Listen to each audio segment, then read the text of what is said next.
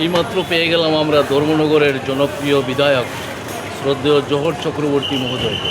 Sir, হঠাৎ করে যে আপনি সকাল সকাল এই জিবি হাসপাতালে আপনার আগমন, কী ব্যাপারটা একটু জানতে পারি?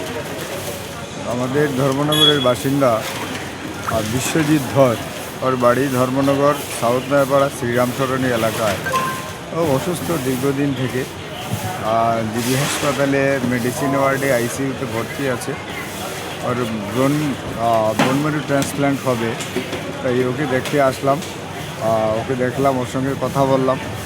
ওর পরিবারের যারা রয়েছেন, ওনার স্ত্রীর সঙ্গে কথা বলেছি, ভাইয়ের সঙ্গে কথা হয়েছে, বাচ্চাটাকেও দেখেছি, কথা হয়েছে যাতে ওর প্রপার ট্রিটমেন্ট হয়। তার জন্য আমাদের রাজ্য সরকারও চেষ্টা করছেন, সবাই চেষ্টা করছেন, ধর্মনগরবাসী সবাই চেষ্টা করছেন।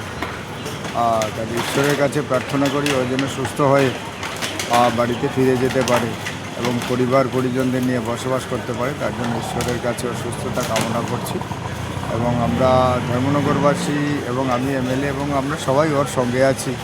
ওকে আশ্বস্ত করেছি ও একা নয়, আমাদের ত্রিপুরা রাজ্য সরকার রয়েছেন, আমাদের সবাই রয়েছেন, মাননীয় মুখ্যমন্ত্রী মহোদয়, ওনারও ঐকান্তিক প্রয়াস রয়েছে।